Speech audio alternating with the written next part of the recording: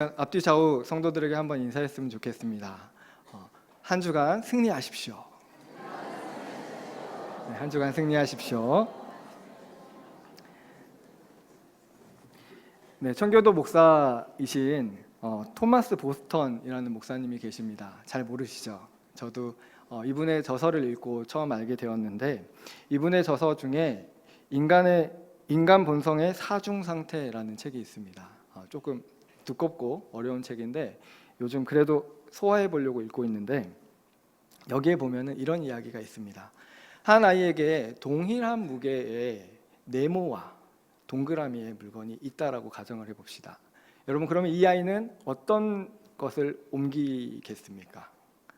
당연히 네모로 옮기지는 않겠죠. 동그라미로 옮길 겁니다. 왜냐하면 동그라미는 굴려가도 되고 어떻게든 편하게 옮길 수 있는 게 동그라미이기 때문입니다.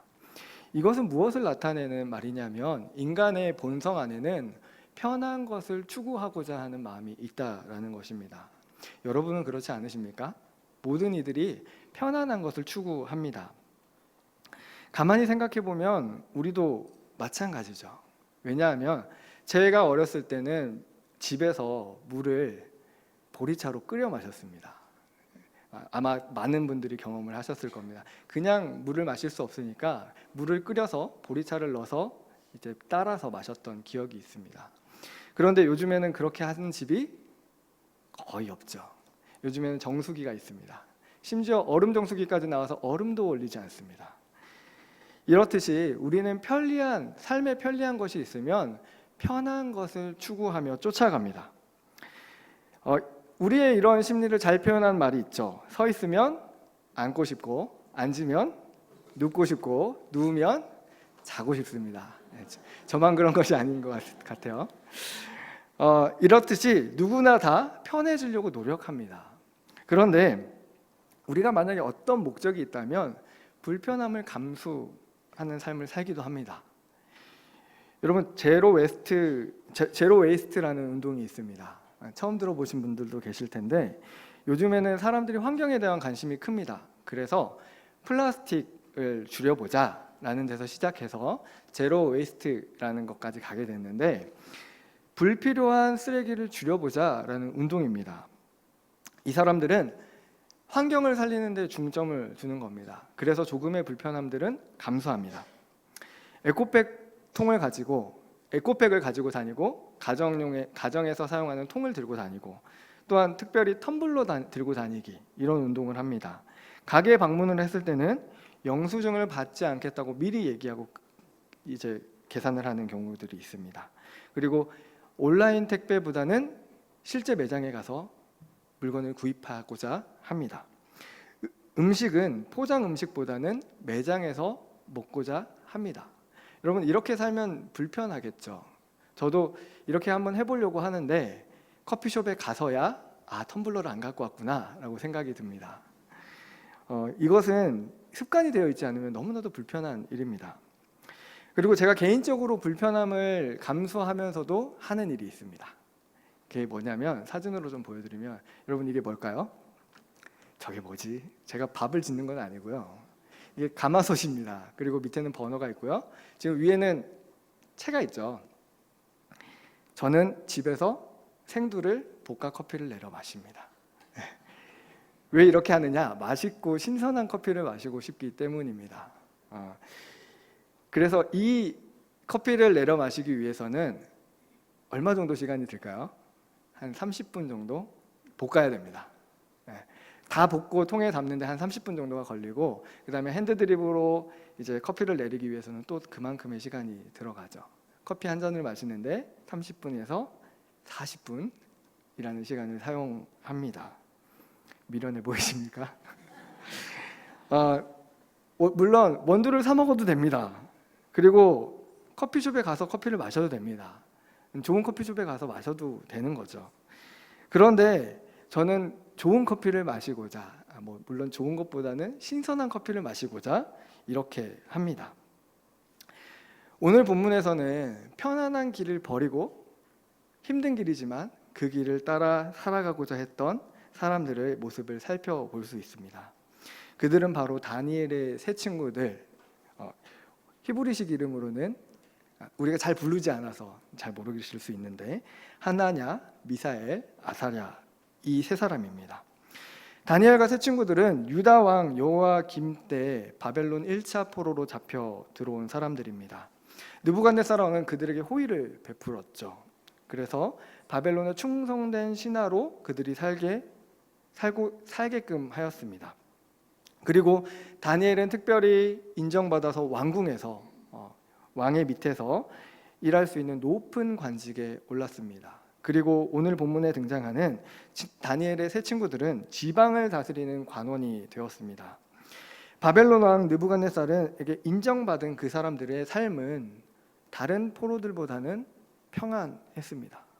그것뿐만 아니라 유다에 잡혀있는 그 사람들보다는 훨씬 더 평안한 삶을 살고 있었습니다. 그럼에도 불구하고 그 사람들은 절대 잊지 않고 있었던 것이 있습니다. 자신들이 바벨론인이 아니라 유다인이다. 나는 다른 신을 섬기는 것이 아니라 여호와 하나님을 섬기는 사람이다. 이것에 대한 확실한 믿음이 있었습니다. 그러던 어느 날 느부갓네살은 엄청난 일을 계획을 합니다. 그 계획은 바로 금으로 된 한 신상을 만드는 거였습니다. 정말 엄청 큰 신상을 만드는데 이 신상은 자기의 형상을 따라 만든 건지 아니면 그 느부갓네살이 섬기는 신의 형상을 따라 만든 건지는 본문에 정확하게 등장하지 않습니다. 그저 한 신상을 세웠습니다. 금 신상을 세웠는데 이것은 자신을 드러내고자 하는 일이었습니다. 그리고 또한 하나님을 대항하기 위한 일이었습니다. 이전에 느부갓네살 왕은 하나의 꿈을 꾼 적이 있습니다. 다니엘서 2장을 가게 되면 그 꿈의 이야기가 나옵니다. 하나의 꿈에서 한 신상을 보게 되었는데 머리는 금입니다. 순금으로 되어 있고 가슴과 두 팔은 은이었습니다. 배와 넓적다리는 노시였습니다. 그 종아리는 쇠로 되어 있었습니다. 그리고 발은 새와 진흙이 섞여 있는 신상이었습니다. 다니엘이 이 꿈을 알아맞추고 해석해 주면서 느부갓네살에게 분명하게 전해 주었습니다.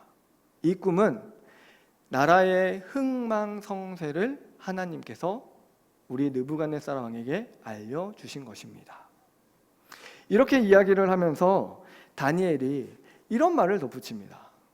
머리는 순금으로 된 머리는 바로 누구라고 이야기하냐면 느부갓네살 당신입니다 라고 이야기를 합니다. 그런데 거기까지 이야기를 들었을 때는 기분이 너무 좋았습니다. 그런데 그 뒤에 은으로 된 나라가 나오고 노스로 된 나라가 나오고 쇠로 된 나라가 나올 것이다.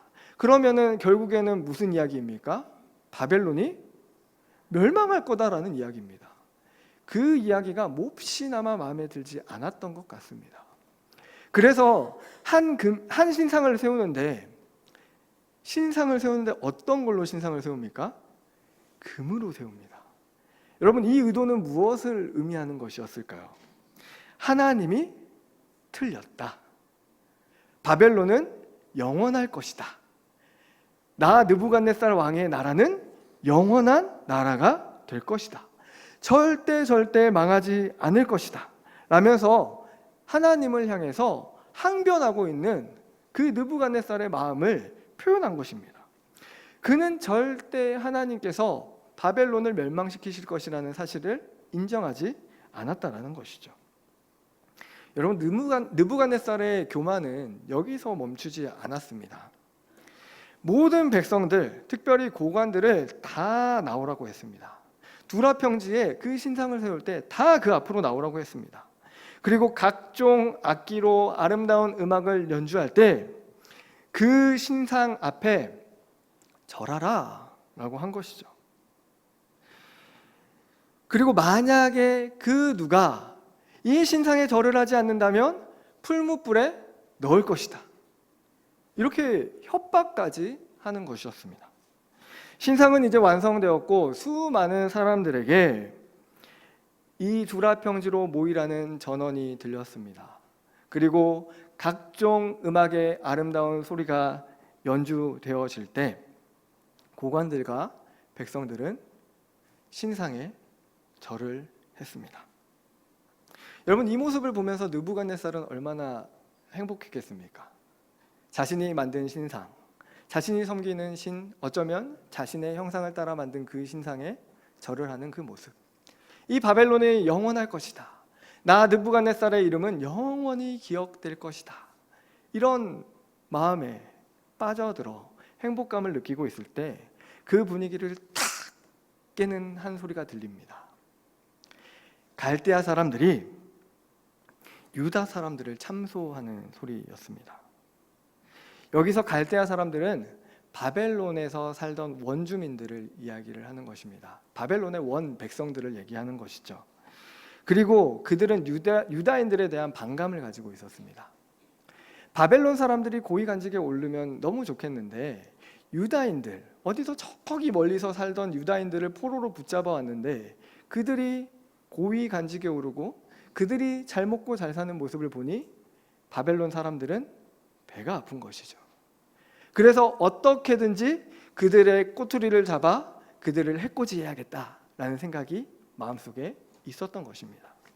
그래서 그 때를 노리고 있었는데 왕이 세운 금신상에 절을 하지 않는 유다인들을 보고 이때구나, 이들을 드디어 싸그리 소탕할 때가 왔구나 생각을 하며 느부갓네살 왕에게 고발한 것입니다.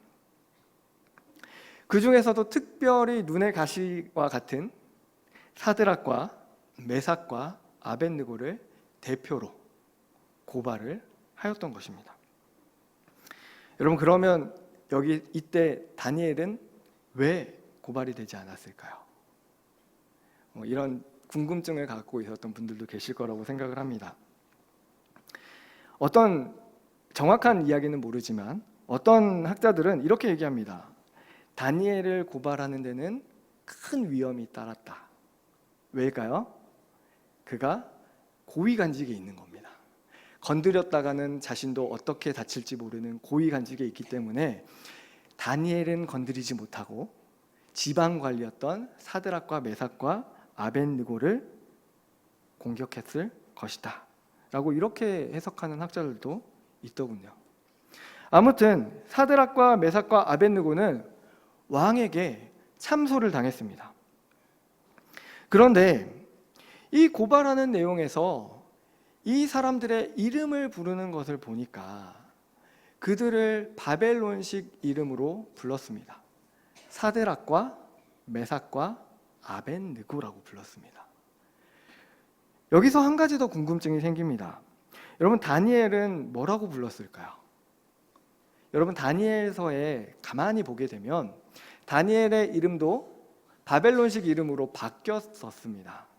그 이름은 벨드사살이라고 불려졌습니다. 그런데 그 누구도 다니엘서 안에서 벨드사살이라고 다니엘을 부른 적이 없습니다. 성경의 표현에 보면은 다니엘을 왕에게 소개할 때 벨드사살이라고 이름한 다니엘이라고 말합니다. 벨드사살이라고 하면 됐지 왜 굳이 다니엘이라는 이름을 덧붙였을까요? 이 모습을 보면서 학자들은 이렇게 얘기합니다. 다니엘이라는 이름은 히브리식 이름, 유다식 이름입니다. 그래서 다니엘은 유다인의 모습처럼 살았다. 바벨론에 살았지만 유다인의 모습으로 하나님을 섬기는 사람으로 살았다라는 것이죠. 그렇다면 사드락과 메삭과 아벳느고는 어떻겠습니까? 사드락과 메삭과 아벳느고는 유다인의 마음을 가지고 있었지만 겉으로 드러나는 그 모습이 바벨론의 어떤 사람들하고도 별로 차이가 없는 듯한 모습으로 살았을 것이라고 추측합니다. 이 다니엘의 저자는 이 다니엘서를 읽는 독자들에게 그런 모습을, 그런 느낌을 받으라고 일부러 이 세 친구의 이름을 바벨론식 이름으로 계속해서 기록하고 있다라고 주장하기도 합니다. 여러분, 만약 그렇다면 이들이 사드락과 메삭과 아벳느고라고 불릴 정도로 그렇게 바벨론의 문화에 익숙하게 살고 있었다면 그들의 믿음은 변했어야 맞습니다. 그런데 그들이 비록 바벨론의 문화에 익숙한 삶을 살았을지라도 그들은 하나님을 향한 굳건한 믿음을 버리지 않았습니다. 그 믿음을 오히려 더 굳건하게 붙잡고 살았다는 것입니다. 그리고 그 믿음은 정말 위기의 순간에 반짝반짝 빛이 나는 믿음이었습니다. 느부갓네살 왕이 금으로 된 신상을 세우고 만약 이 신상에 절을 하지 않는다면 풀무불에 넣어 버리겠다라고 협박하는 그 소리에 사드락과 메삭과 아벳느고는 이렇게 결심을 하는 겁니다. 어떠한 일이 있더라도 절대 신상에 절하지 않겠다. 그들이 결심한 것이죠. 이것이 그들의 믿음이었다는 것입니다. 그런데 그렇게 굳건하게 마음을 갖고 있었던 그들의 믿음에 그 믿음을 흔드는 너무나도 중대한 사건이 하나 등장을 합니다. 그것은 바로 느부갓네살 왕이 그들을 부르는 것입니다. 여러분, 왕 앞에 죄를 가지고 섰습니다. 여러분, 그들의 마음이 얼마나 녹아내렸겠습니까? 얼마나 두려웠겠습니까? 그들은 어쩌면 이렇게 생각했을지도 모릅니다. 그냥 잘못했으니까 빨리 그냥 넣으시지. 왜 하필 이곳까지 오게 해서 다시 한번 물어보는가? 그 순간이 하나님께서는 시험의 순간이셨고 그들을 테스트하는 시험의 순간이셨고 그들은 너무나도 위기에 빠져 있는 그 순간이었습니다. 그리고 왕은 그 두려움에 떨고 있는 그 세 친구들에게 위엄 있고 부드러운 목소리로 이야기합니다. 너희가 절하지 않았다는 말이 사실이냐? 지금이라도 준비해서 절을 하는 것이 어떻겠느냐? 절하지 않는다면, 만약 너희가 정말 절하지 않는다면 뜨거운 풀무불에 들어가게 될 것인데 너희를 건질 신이 누구겠느냐? 왕은 그들을 설득하기 위해 부드러운 목소리로 말했을 것입니다. 그러나 이 왕의 말을 살펴보면 그가 얼마나 교만한 사람인지 다시 한번 드러납니다. 어떤 신도 너희를 나에게서 구할 수 없다. 느부갓네살은 너무나도 교만했습니다. 하나님을 대항하는 절정의 악한 모습을 보여주었습니다. 그러나 그 위기의 순간에도 사드락과 메삭과 아벳느고는 전혀 두려움 없이 이렇게 이야기합니다. 오늘 본문 말씀입니다. 다 설명하기 어려워서 그냥 한번 읽어봤으면 좋겠습니다. 우리 16절부터 18절 말씀을 한번 다 같이 한 목소리로 읽어보도록 하겠습니다. 함께 읽겠습니다. 사드락과 메삭과 아벳느고가 왕에게 대답하여 이르되 느부갓네살이여, 우리가 이 일에 대하여 왕에게 대답할 필요가 없나이다. 왕이여, 우리가 섬기는 하나님이 계시면 우리를 맹렬히 타는 풀무불 가운데서 능히 건져내시겠고 왕의 손에서도 건져내시리이다. 이렇게 하지 아니하실지라도 왕이여, 우리가 왕의 신을 섬기지 아니하고 왕이 세우신 금 신상에게 절하지도 아니할 줄을 아옵소서. 아멘. 이것이 그들의 믿음이었습니다. 그들의 대답은 여전히 변함이 없었습니다. 이 대답을 들은 느부갓네살의 표정에서는 부드럽고 온화하게 그들을 설득하려는 모습은 난데간데 없이 사라졌습니다. 그의 낯빛은 어두웠고 그의 얼굴은 화로 일그러졌습니다. 너무 화가 난 느부갓네살은 평소보다 풀무불을 7배나 뜨겁게 하라고 명령합니다. 실제로 7배를 뜨겁게는 할 수 없었을 것입니다. 그들이 낼 수 있는 가장 높은 온도로 그 풀무불을 붙였습니다. 그리고 또한 왕의 명령이 얼마나 급했는지 보통 화형을 처할 때는 죄수들의 옷을 벗기는 것이 관례입니다. 그런데 그들은 옷도 벗기지 않은 채로 그 즉시 풀무불에 던져지게 됩니다. 그 불이 얼마나 뜨거웠는지 사드락과 메삭과 아벳느고를 붙잡고 있었던 그 용사들까지도 불에 타버리는 끔찍한 장면이었습니다. 그들이 풀무불에 던져지는 순간을 바라보고 있었던 느부갓네살과 그 간원들은 그 눈앞에서 아주 이상한 광경을 목격하게 됩니다. 평소보다 7배나 뜨겁게 한 그 풀무불을 몇 명이 걸어 다닙니까? 4명이 걸어 다닙니다. 3명을 집어넣는데 4명이 걸어 다닙니다. 느부갓네살이 가만히 보니 4번째 있는 사람의 모습은 신의 아들의 모습과 같았다. 이렇게 기록하고 있습니다. 자신의 눈을 의심하였는지 느부갓네살은 그 불로 한 걸음씩 가까이 갔습니다. 그리고 혹여나 하는 마음에 지극히 높으신 하나님의 종 사드락과 메삭과 아벳느고야, 나와서 이리 오라. 반신반의하는 말로 아마 이야기를 했을 것입니다. 그런데 누가 걸어 나옵니까? 사드락과 메삭과 아벳느고가 걸어 나옵니다. 불에 탄 자국이 없었습니다. 불에 탄 냄새도 없었습니다.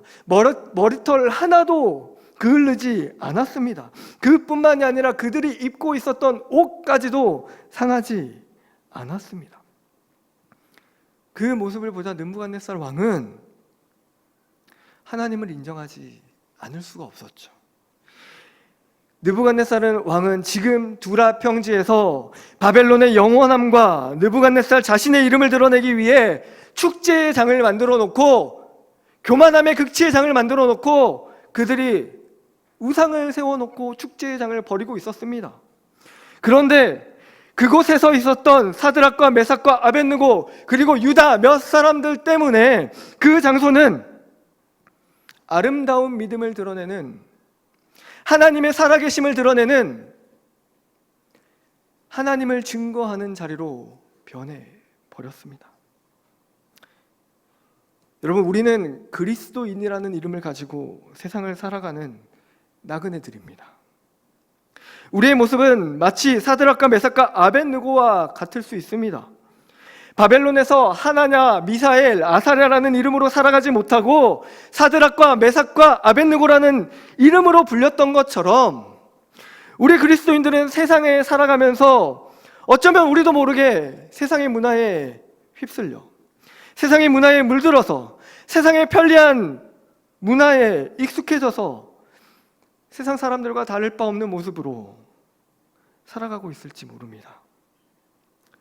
어쩌면 우리의 모습이 믿지 않는 어떤 이들과 별반 다를 것 없이 보일지도 모릅니다. 여러분, 그러나 우리는 그들과는 다릅니다. 그들에게 없는 것이 우리에게 있기 때문입니다. 사드락과 메삭과 아벳느고처럼 우리에게는 단 한 가지 그들과 다른 차이점이 있습니다. 하나님을 사랑하는 믿음입니다. 우리에게는 그 믿음이 있기 때문에 세상의 그 누구와도 비교할 수 없는 삶을 살아갈 용기가 있습니다. 그러나 세상은 우리를 유혹합니다. 어느 순간에는 큰 보화를 주겠다며 믿음을 포기하라고, 어떤 때는 우는 사자를 찾는 사자처럼 사단이 우리를 겁박합니다. 세상의 뜻대로 살아가지 않으면 풀무불에 던져질 것이다. 세상의 뜻대로 살아가지 않으면 넌 망할 거야. 이런 협박들이 우리에게 다가옵니다. 여러분, 그러나 우리는 이 세상의 달콤한 유혹에, 때로는 협박에 넘어갈 수 없습니다. 왜냐하면 우리에겐 하나님을 향한 믿음이 있기 때문입니다. 여러분, 우리는 유혹에 넘어갈 뿐만 아니라 우리에게 주어진 그 굳건한 믿음으로 우리의 삶의 터전을 유혹의 자리에서 하나님을 찬양하는 자리로 만들어야 할 의무가 있습니다. 사드락과 메삭과 아벳느고가 우상을 섬기는 그 자리를 하나님의 영광이 드러내는 자리로 변화시켰듯이 우리를 유혹하는 그 자리를 하나님을 찬양하는 자리로 변화시킬 수 있는 능력이 우리에게 있다라는 것입니다. 왜냐하면 사드락과 메삭과 아벳느고를 지키셨던 하나님이 우리와도 함께 하시며 지키시기 때문입니다. 여러분, 이 유혹 많은 세상에서 우리는 어떻게 살아가야 하겠습니까? 우리가 하나님을 향한 굳건한 믿음을 가지고 어떤 유혹의 상황이 오더라도, 어떤 위협의 상황이 오더라도 그 상황을 역전시켜 하나님을 드러내는 저와 여러분이 되길 주님의 이름으로 축원합니다. 이 시간 함께 기도하도록 하겠습니다. 하나님 아버지, 부족한 종의 입술로 하나님 아버지의 마음을 전할 수 있도록 인도하여 주니 감사합니다. 우리는 세상 속에서 때때로 하나님의 뜻보다 세상의 법칙을 따라갈 때가 많음을 고백합니다.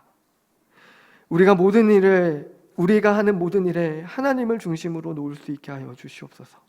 어떤 유혹이 다가올지라도, 어떤 위협이 다가올지라도, 세상이 우리를 풀무불에 던진다고 할지라도 하나님, 우리가 하나님을 향한 믿음을 굳건하게 지킴으로 세상에서 우리를 유혹하는 그 자리를, 우리를 협박하는 그 자리를 하나님을 찬양하는 그 자리로 변화시킬 수 있는 능력의 사람들이 되도록 우리와 동행하여 주시옵소서. 하나님, 우리를 그런 상황 속에서 사용하여 주시고 그런 믿음의 도구로 사용하여 주시옵소서. 하나님, 우리 담임 목사님 안식월 가운데 있습니다. 하나님, 함께하여 주시고 하나님, 날마다 믿음을 더하여 주시고 지혜를 더하여 주시고 말씀의 은혜를 더하여 주셔서 우리에게 선포하실 말씀을 연구할 때마다 놀라운 하나님의 역사를 바라볼 수 있도록 인도하여 주시옵소서. 또한 우리 교회 가운데 여러 가지 행사들이 있습니다. 여름 행사들이 준비되어지고 진행되어지는 가운데 있습니다. 또한 끝난 부서도 있습니다. 하나님, 여름 성경학교와 수련회들을 통하여 우리 다음 세대들이 믿음의 세대로, 세상의 유혹을 이겨나가는 세대로 자랄 수 있도록 인도하여 주시옵소서. 이 모든 말씀 사랑이 많으신 예수 그리스도의 이름으로 간절히 기도드립니다. 아멘.